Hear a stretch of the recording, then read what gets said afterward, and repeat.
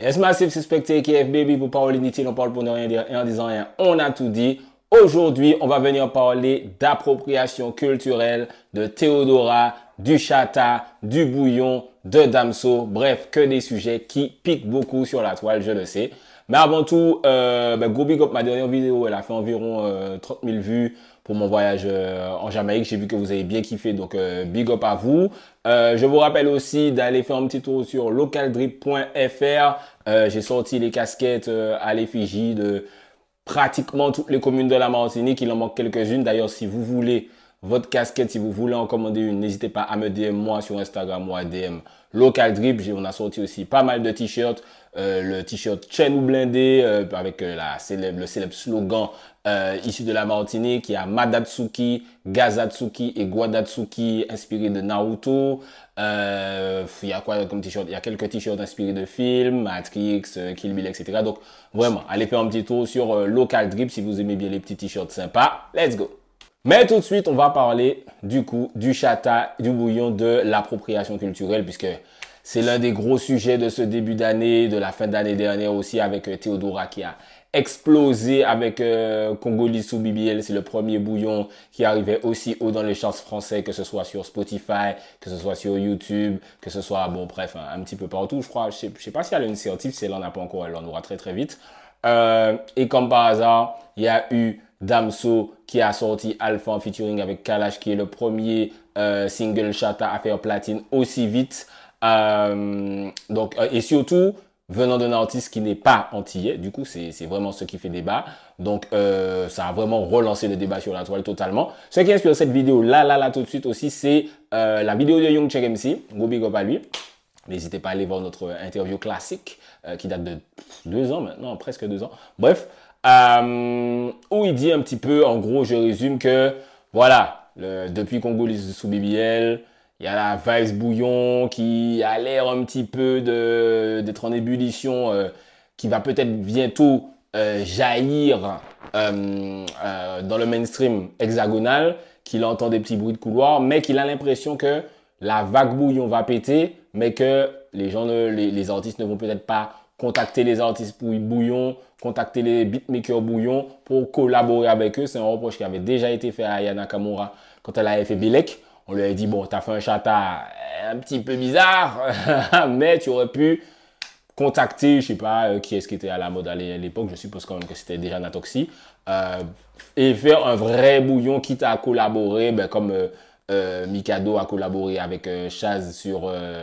Alpha, pour avoir peut-être des textures un petit peu plus hexagonales. Je sais pas comment ils ont travaillé, mais c'est possible aussi. Donc voilà, c'est un petit peu ce que Young Cheng disait. Il disait, bon les gars, vous venez au pays, on vous respecte, machin. Si vous faites du bouillon, faites avec les beatmakers, faites avec les artistes. Et, bon, je pense il a aussi parlé de la musique dancehall en général. Il a dit qu'à l'ancienne, voilà les gars, amenez un Lord Co City dans ma Benz. Les gars amenaient un MC Janik sur ma mère est née là-bas, ton père est né là-bas. Donc voilà, il a fait un petit peu ce parallèle-là. Donc j'ai envie de revenir sur ce sujet. Moi aussi, d'ailleurs, j'ai commenté sa vidéo, mais je vais reprendre les arguments de mon commentaire dans la vidéo. Donc restez connectés. Et souvent, là, ces derniers temps, on entend un truc, tu vois. On entend que beaucoup de gens, de certains staffs, recherchent des prods bouillon, tu vois. Beaucoup de gens recherchent des prods bouillon, des gens qui sont déjà en place, des gens qui sont déjà bien implantés dans l'industrie, des gens qui sont déjà lourds, on va dire les termes, tu vois. Et moi, j'ai tenu à faire cette vidéo-là parce que je veux pas attendre que les sons sortent pour le dire. On va pas faire les rageux, on va pas parler mal après que les sons sortent, etc. Faut parler maintenant, avant qu'il y ait trop de trucs qui se passent. Il y a déjà eu des sons qui ont fait certains buzz, etc. Tranquille. Mais ce que je veux dire, c'est que dans l'industrie, là, on peut pas arriver à un stade où tout le monde réclame des prods bouillon, tout le monde veut poser sur du bouillon parce que c'est hype, et tout le monde veut faire ça sans vraiment faire participer les vrais protagonistes de ce mouvement-là. Déjà, la première question, c'est est-ce que Théodora et Damso sont des culture vultures? Alors, culture vulture, c'est des gens qui pratiquent l'appropriation culturelle. Donc, je vais commencer la vidéo tout de suite pour ne pas perdre ceux à qui j'ai envie de dire ça. Vous ne savez pas ce qu'est l'appropriation culturelle.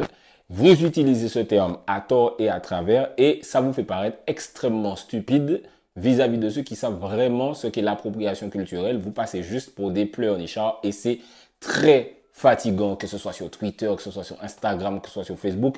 Tu vois, je vois vos commentaires, vos tweets, vos TikTok. Je me dis, qu'est-ce que vous racontez en fait? Vous ne savez pas c'est quoi l'appropriation culturelle. L'appropriation culturelle, excusez-moi. En plus, j'ai déjà fait plein de posts dessus, mais bon, il y a plein de trucs que j'ai dit que je vais dire dans cette vidéo-là, que j'ai déjà dit énormément de fois, mais bon. C'est un petit peu le cycle de la vie, n'est-ce pas? C'est un peu comme ton enfant, pour l'éduquer, il faut lui répéter le truc plein de fois. Par exemple, mon fils, quand je rigole, j'ai pas d'enfant, j'adore faire cette blague ici. Bref, l'appropriation culturelle, c'est quoi? C'est quand quelqu'un utilise une culture extérieure à la sienne pour son profit, sans jamais créditer la culture extérieure à la sienne, et fait comme si, entre guillemets, ça venait de lui. Donc, c'est quelque chose de très précis, l'appropriation culturelle. L'appropriation culturelle, c'est pas juste, je ne suis pas d'une culture et je fais cette culture. Par exemple, si je suis colombien et que je fais du rap, ça ne veut pas dire que je fais de l'appropriation culturelle. Si je suis, d'ailleurs, tout le monde fait du rap. C'est une musique afro-américaine. Tout le monde entier fait du rap et on va jamais aller dire à un Chinois qui fait de l'appropriation culturelle. On va jamais dire à un Espagnol qui fait de l'appropriation, un Espagnol d'Espagne, je veux te dire, qui fait de l'appropriation culturelle. Donc en fait, il faut vraiment savoir c'est quoi l'appropriation culturelle. Théodora ne fait pas d'appropriation culturelle.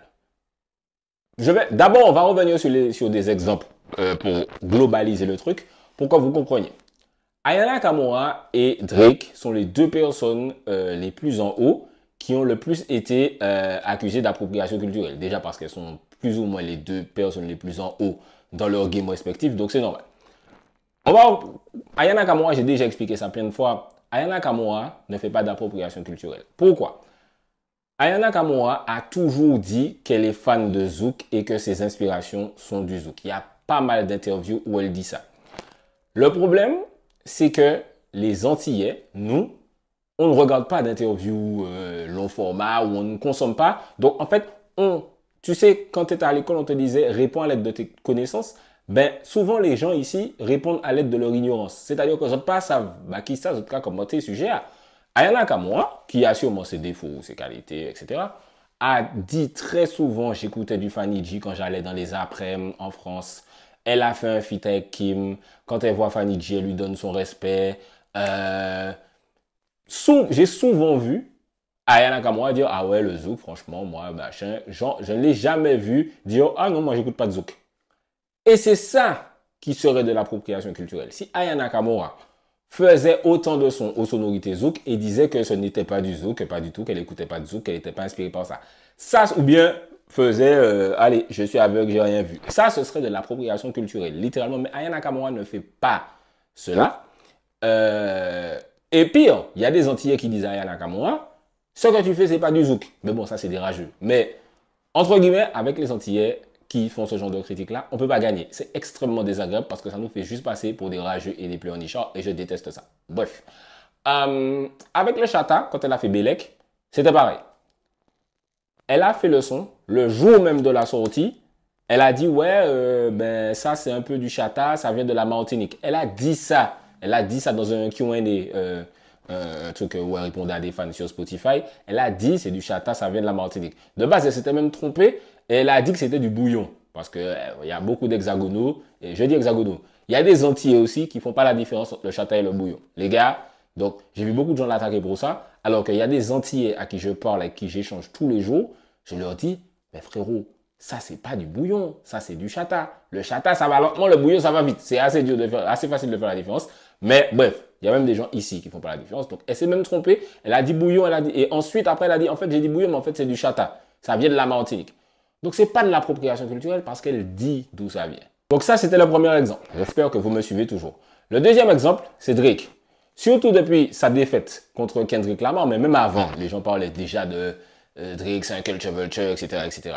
Drake ne peut pas être un culture vulture. Pourquoi? Alors déjà, premièrement, parce que au Canada, il y a énormément de cultures caribéennes et même nigérianes, etc. Il y a des mélanges de ouf, il y a beaucoup de Somaliens, bref. Donc déjà, c'est stupide. Ensuite, imaginons, même si il n'a pas du tout grandi dans cette culture-là, bref, Party Next Door qu'il a signé est d'origine caribéenne. Boy Wonder, qui est l'un de ses beatmakers fans, est jamaïcain, d'origine jamaïcaine. Ils sont tous les deux de Toronto. Bref, même s'il n'y avait pas ça, Drake, dès le premier album, a fait un feat, il a été en Jamaïque, il a mis Mavado dans le clip. Ça peut pas être de l'appropriation culturelle parce que tu vas à la source du truc. Il a déjà fait des shows au festival de Popcaan en Jamaïque. Il a signé Popcaan. Il fait que big up Vybz Kartel. Il dit Vybz Kartel est l'une de mes plus grosses inspirations. Ça peut pas être un culture vulture. Il big up trop la source pour que ce soit un culture vulture. Il rentre trop à la source. Pourquoi? Il a signé Popcaan. Il n'était pas obligé de signer Popcaan. Le gars a signé Popcaan sur son label. Drake doit gagner 0 € avec Popcaan. Ça doit lui rapporter... Enfin, je crois qu'il n'est plus signé là. Je crois que son contrat s'est terminé. Mais ça n'a rien rapporté à Drake de signer Popcaan, les gars. Le gars a fait ça en mode, ok, big up, la culture, m'a signé, monsieur. Allez sur le Spotify de Popcaan maintenant. Mettez pause sur la vidéo. Tu vois, je risque même de perdre des viewers. Allez sur le Spotify de Popcaan. Dites-moi quels sont les 2 plus gros sons de Popcaan sur son Spotify. Et ces 2 plus gros sons tout le temps. Frère, c'est très simple en fait. Et il n'y a pas que le dancehall, il y a l'afrobeat aussi. Moi, par contre, ça c'est une théorie que j'ai. Bon, après ça, on peut en débattre. Avant One Dance, l'afrobeat n'était pas ce qu'il est maintenant. Hein. Dites-moi, c'est quoi un gros hit afrobeat mondial avant One Dance? Mondial. Je me souviens, j'avais ce débat avec quelqu'un, la personne m'a cité Inoeasy. Je lui ai dit, ouais, P-Square, c'était bien. Mais c'était pas la vague afrobeat qu'il y a eu après One Dance. Donc, en vrai, Drake est même l'un des acteurs qui a beaucoup popularisé l'afrobeat au monde. Et sur One Dance, qu'est-ce qu'il fait? Le gars écrit One Dance, fit Wizkid et Kayla, je crois. Wizkid n'est même pas sur le son, il a juste samplé. D'habitude, tu samples quelqu'un, tu mets pas son nom. Drake a samplé Wizkid, il a écrit fit Wizkid. Drake a samplé Thames sur le son avec Future, Wait For You, qui est resté numéro 1, en tout cas, qui est resté dans le top 10 des Billboard super longtemps. Il a crédité Thames, c'est écrit Fit Thames, alors qu'elle chante pas sur le son, c'est juste un sample. C'est pas ça un culture vulture, les gars. C'est pas ça un culture vulture. Après, je vais même pas. Il y a d'autres. Il a fait un feat avec Wizkid. Je crois qu'il a pas de feat avec Burna Boy. Tu vois, même on dit ça sur le rap de Londres. Le gars a été l'un des premiers à mettre Skepta, Giggs. Il a fait un feat avec Dave, bien avant Top Boy. Enfin, il faut être conscient de ce qu'on appelle culture vulture, appropriation culturelle. C'est quand tu ne crédites pas la culture, quand tu ne rends pas à la culture où tu vas t'inspirer. En gros, un culture vulture, c'est qui? C'est Kinve ou Kenvi. Je ne sais pas comment on prononce son nom. Le blanc, l'hexagonal là, qui fait du dancehall. C'est nul déjà de 1. Et c'est un mec que tu vas jamais entendre big up. Vybz Kartel, Sizzla, Admiralty, Buju Banton, je sais pas. Le gars il fait soi-disant du dancehall, mais t'as jamais vu une grosse collaboration, ou bien t'as jamais vu qu'il montre son respect, ou même peut-être, je sais pas, les Antillais, Admiralty, Chris, l'autre City. En fait, lui, il est comme si je suis le roi du dancehall français, alors que c'est nul. Et au pas Jean-Carl Missier parler dit tu. Enfin, à qui t'as rendu? Donc, en plus, il respecte même pas la culture parce qu'il dit oui, faire du dancehall, c'est très simple. Tu dis du charabia et tu fais comme si c'est des mots. Le gars a dit ça mot pour mot. Hein. Je n'invente pas. Il a dit ça. Il arrive, il fait il fait ça sur des plateaux télé. Kinve, ça, c'est de l'appropriation culturelle fois 1 million. C'est ça de l'appropriation culturelle. C'est pas juste je suis blanc et je fais du dancehall. C'est je suis blanc, je fais du dancehall, je fais comme si j'ai inventé le dancehall. Je dis n'importe quoi sur le dancehall, je fais mon bif et vous allez vous faire foutre. C'est ça de l'appropriation culturelle. Il y a sûrement ici des gens fans de dembow et de reggaeton. Mais ces deux gens-là, c'est de l'appropriation culturelle à fond les ballons. C'est-à-dire que les mecs, le truc s'appelle reggaeton, donc ils ont mis le nom dedans. Le truc s'appelle dembow. Dembow, ça vient d'un son de Shabba Ranks parce que toute la base du dembow vient du rhythm où Shabba Ranks a chanté dembow. Ils ont appelé le truc dembow. Mais malgré ça, les gars ne donnent pas du tout de force à la Jamaïque. Il n'y a pas de connexion, il n'y a pas de feat. Tu sens pas qu'il y a une synergie. C'est vraiment, on fait notre truc. les hispanophones, on est je sais pas combien de millions dans le monde, donc allez vous faire enculer, tu vois ce que je veux te dire? On va pas vous donner de la force, on va pas rendre un peu à la Jamaïque. Il n'y a pas de fit en fait. Par exemple, Bad Bunny, je vois tout le monde suivre Bad Bunny ces temps-ci, moi j'ai rien contre Bad Bunny, tu vois? Après, je me trompe peut-être, je veux pas dire de dinguerie, mais je trouve pas que Bad Bunny rende hommage au dancehall. Alors que frère, tu fais du dembo. Dembo, machin, les artistes, même Daddy Yankee, tout ça, frère, je trouve que en fait, les gars, ils ont pris le truc de la Jamaïque, ils sont devenus millionnaires, mais il y en a, ils sont extrêmement riches, riches à toutes pattes avec le truc, et ils n'ont jamais rendu de force à la Jamaïque. Peut-être, allez, sur les décennies où le reggaeton et le dembo existent, ça est forcément arrivé une ou deux fois, mais le truc, c'est pas une dinguerie.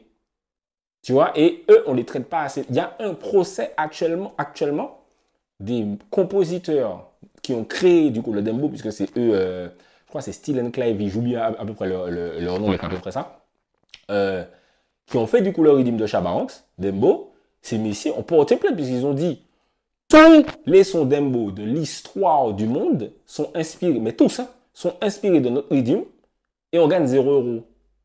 C'est bizarre. Les gars, ils ont porté plainte. Et la plainte est en cours actuellement, là, tout de suite. Si ça se trouve, les gars, ils vont gagner, ils vont se faire. Je sais même pas combien, je sais même pas combien d'argent on va leur donner, tellement c'est une dinguerie. Mais c'est ça la vraie appropriation culturelle. Si tu prends chez moi, je gagne rien, tu me dédicaces pas, rien en fait. C'est ça la vraie appropriation culturelle. Donc après cette longue introduction sur c'est quoi l'appropriation culturelle et des culture vulture, Theodora et Damso ne sont pas des culture vulture. Ça, il faut vraiment le dire tout de suite. Damso, frère, le gars fait 100 000 feats avec Kalash. Et sur Alpha, il a mis Kalash. Il aurait pu faire Alpha tout seul, frère. Le gars a tenu à mettre Kalash dessus. Theodora, elle a dit d'où elle tenait ses inspirations, Bouillon, etc. Sur son projet, il y a Jalis. Donc voilà, c'est pas de l'appropriation culturelle non plus. Comme ça, c'est réglé en fait. Et je veux plus avoir cette discussion de oui, on a pris sur nous, oui, on vole notre truc comme le zouk. Oui, c'est vrai que le zouk, ça a abusé les gens, les rappeurs qui font du zouk et qui ont honte de dire que c'est du zouk. Ou comme Dadju qui dit je déteste le zouk et qui après il va te faire combien de sons qui sont inspirés par le zouk et en plus va faire le zouk compas là, va dire à ton ex et va dédicacer Joey doit te filer, etc. Après avoir dit, excusez-moi, je déteste le zouk. Ça c'est un peu bizarre. Ça c'est la vraie appropriation culturelle. Mais Damso et Théodora, rien à voir. Et ce qui est aussi drôle, c'est que les Antillais font comme si eux-mêmes ne peuvent pas faire d'appropriation culturelle. Parce que si on parle de votre définition, c'est dès que un Antillais, les Antillais, oh, nos darons, c'était gros salsa, les gars qui ont fait salsa comme jamais, bitin, etc. Allez, on est caribéen, donc pas dit qu'on peut faire du compas, on est à peu près bitin, pas dit. Mais le dancehall, là où ça me dérange, c'est que non seulement on a voulu faire du dancehall, puisqu'on est caribéen, donc on fait du dancehall, mais on a pris le dancehall et en plus, on veut critiquer la culture des gens. C'est-à-dire qu'on a pris du dancehall, on a pris le dancehall, on a retiré le côté slackness, et puis on critique le côté slackness, badness des gens, alors que faut les gars ont leur réalité, etc. Mais tu peux pas prendre la culture des gens et vouloir la modifier, et puis machin. Ça, c'est un petit peu de l'appropriation, c'est pas l'appropriation culturelle, mais on a pris leur truc et on a voulu, entre guillemets, le dénaturer. Et en plus, on a critiqué les gens, genre, dès que tu faisais du slackness, on te critiquait aux Antilles, alors que frère, en Jamaïque, les gars font du slackness. Donc en fait, tu fais des sons pour clasher le slackness, alors que tu as pris une culture où il y a du slackness qui t'a rendu riche et célèbre. Peut-être pas forcément riche, mais au moins célèbre. Les Antillais, on parle pas, bien, les Antillais font du rap. T'as des Antillais qui font du rap et qui critiquent le rap d'Amérique. Bon, pas tout le rap, mais certains rap américains. Je me dis, mais frérot, t'es culotté de ouf. Toi, t'es là, t'es sur ton île. Et puis tu vas critiquer les gars qui ont inventé ça. Mais frérot, à un moment, le truc est pas à toi. C'est comme si moi, je fais un afrobeat. Et puis voilà, je dis, ouais, mais bon, les chanteurs afrobeat, ils sont trop... Et alors que moi-même, je fais afrobeat, je vais monter en scène, je payer, je fais afrobeat. Les Antillais sont un petit peu... En fait, on a l'impression que on veut toujours se placer en victime et on voit jamais quand nous aussi, on peut faire des dingueries, en fait. Je parle surtout de ce sujet-là.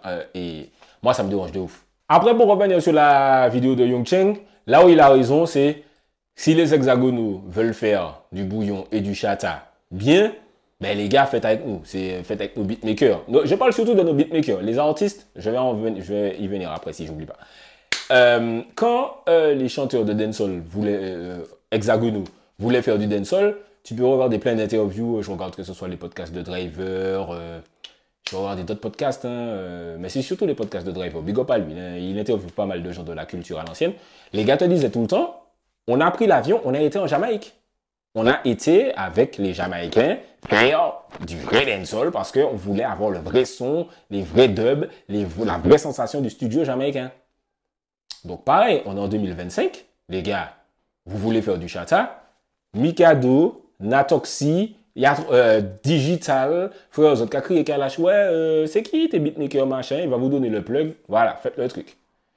Et en même temps, on est en train de critiquer un truc potentiel là, parce que pour l'instant, c'est pas trop arrivé. Il n'y a que Ayak avec Belek, mais sinon, Damso, il y a Mikado, et, comment elle s'appelle, Théodora, je sais même pas qui est-ce qui a fait son, bon, je pense pas que ce soit un Antillais, mais voilà, elle en a fait un, c'est pas en mode, vas-y, en plus, elle était même pas connue. Donc, elle est même pas connue, elle serait allée demander à un Antillais, l'Antillais lui aurait peut-être dit non. Donc, tu vois, c'est pas comme si c'est une star qui a pris notre truc et qui est parti avec. Là, c'est littéralement, vous connaissiez même pas Théodora avant. Donc, c'est même pas du tout le même cas de figure.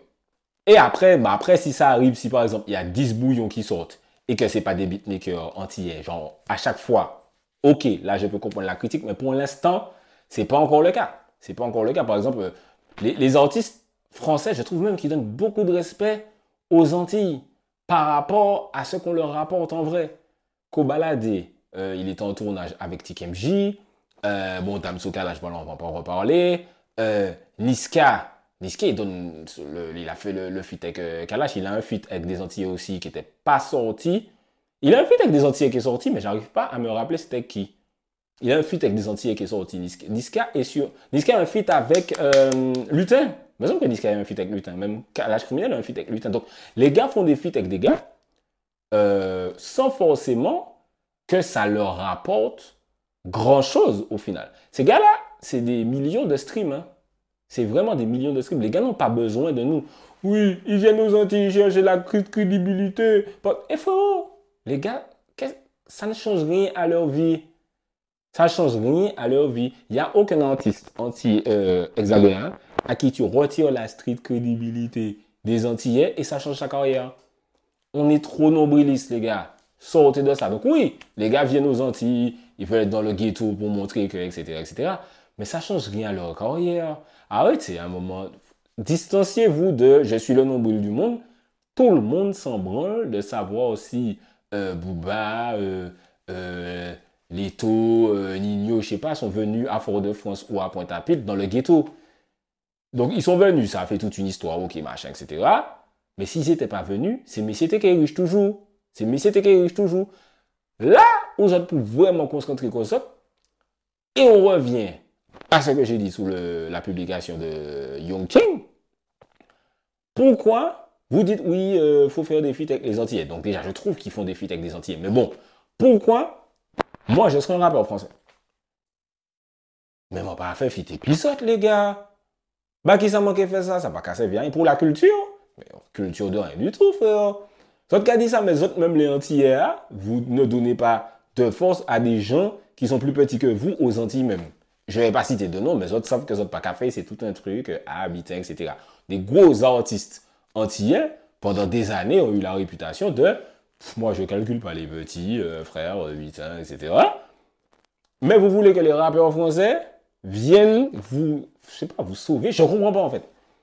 Et pourquoi ils ne le font pas? Et pourquoi si j'étais eux, je ne sais pas si je le ferais forcément. Les gars, encore une fois, le public antillais ne stream pas. Liska a fait un feat avec Lutin. Kalash Criminel a fait un feat avec Lutin. Il y a d'autres feats, je ne sais pas pourquoi ça ne me vient pas en tête là tout de suite. Mais il y a beaucoup de feats qui leur servent à rien. Les gars ont des singles de diamants, des disques de platine, etc. Les gars vont venir faire des feats avec vous. Pourquoi? Pour dire qu'ils font des feats avec vous et qu'ils sont gentils. Mais je m'en bats les couilles, frère. Le public antillais doit streamer. Je l'ai déjà dit 1000 fois, je vais le répéter. Si la majorité, pas tout le monde, enfin, c'est pas tout le monde qui a de l'argent, bref, allez vous faire enculer, ok, vous êtes pauvre si vous voulez.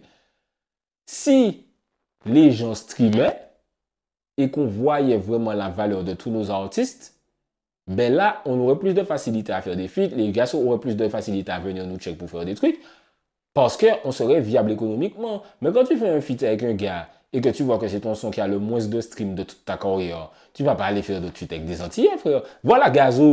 Je cherche Gazo. Gazo, il a 2 feats avec Kima, les gars. Gazo n'a pas besoin de faire 2 feats avec Kima, mais il a fait quand même. Il a fait nos make-up, voilà, vous aimez bien, ça passe à la radio. Donc, de quoi? Bon, c'est pas du dancehall ou du bouillon, mais vous voyez ce que je veux dire. On est tout le temps en train de chercher un irrespect qui, en vrai, si on réfléchit vraiment, n'existe pas. Maureen était au concert de Shai, je sais pas trop quand. Mais voilà, c'est parce que Maureen et Kima ont réussi à se créer une existence streamable. Parce que je suppose que, je sais pas, je pense que ça a évolué quand même, que les gens streament de plus en plus aux Antilles. Mais les gars, les mounons qui n'y zéro stream, pas ni pièce stream, machin. Je vois beaucoup de gens qui ont pleuré. Oui, pourquoi c'est pas Oli G, machin, fort. J'aime les Oli G, fort. Ils déjà savent que c'est la MIF. Frère, big up Babas, entre temps. Mais frère, le public, je disais ça à Babas, je sais plus quand d'ailleurs, le public antillais, si le public antillais avait streamé les Oli G avec la force avec laquelle ils disaient ouais, nous vendredi sur Twitter, ben les Oli G, peut-être qu'elles auraient juste, de toute façon, jusqu'à maintenant, les Oligi, elles font des tournées, ça va très bien pour elles, tu vois. Mais je veux dire que c'est pas rien que, oui, le bouillon peur, le bouillon. Eh ben, prends ton portable, frère. Prends un abonnement Spotify et puis stream le bouillon. Stream le chata. Si, le trap qui est en train de mourir aux Antilles, là. Ah ouais, non, on a des trappeurs forts, nos trappeurs sont les plus forts, nos trappeurs sont plus forts que les trappeurs de France, frère. Tu ne streames pas. Comme le disent les Guada, au café Guéla, on les Twitter, c'est tout ça au café. Au café Guéla, cette expression me fume. Comment ça fait ma gueule? Bref. Si tu streamais vraiment, les trappeurs que tu aimes tant auraient pu avoir une existence en France et, même sans collaborer, exister en France. Mais là, ces messieurs pas. Mais rien du tout. Donc, c'est de ta faute, toi qui regardes cette vidéo, si tu n'as pas de compte Spotify, Apple Music, Deezer, YouTube Music. Les gars, j'ai Spotify et YouTube Music. Tellement, frère, c'est mieux. Mais là, il faut vous supplier, il faut, ah ouais, non, mais vous savez, c'est mieux, nanana. Eh, frérot, on va pas vous expliquer 100 fois que c'est mieux d'écouter de la musique sans pub et d'avoir tous les sons du monde pour 9,99 € par mois. S'il faut vous expliquer tous les sons du monde, de l'histoire entière, c'est dingue. Et en plus, avec cette fascination, cette analyse, on a réussi à nous faire payer Netflix. Il y a beaucoup de gens qui ont Netflix. Tout le monde n'a pas Netflix. Il y a beaucoup de gens qui ont Netflix. Oui. Il y a beaucoup de gens qui ont Netflix. Tout le monde n'a pas. Mais je trouve qu'il y a beaucoup de gens qui ont Netflix comparé aux gens qui ont Spotify. Alors que frère, dans une journée, on peut écouter plus musique qu'on peut regarder des films et séries. C'est vraiment un mystère. Bref, voilà, c'est ce que j'avais à dire sur l'appropriation culturelle. J'ai déjà dit quasiment tout ce que j'ai déjà dit dans la vidéo là. Mais c'est quand même un sujet important. Il y a de nouveaux exemples, donc c'est important de faire une petite update. Et puis le post de Young Cheng m'a aussi refait penser à ça. Donc voilà, je me suis dit pourquoi pas venir vous faire un petit coucou sur YouTube, puisque je suis beaucoup sur Instagram les temps. Donc voilà, n'oubliez pas de me follow sur Instagram, Spectacesso, abonnez-vous, likez, etc. etc. Déjà, ça va aller ensemble. De toute façon, c'est un spectacle pour parler d'Inity, non pas le bonheur en disant, on a tout dit.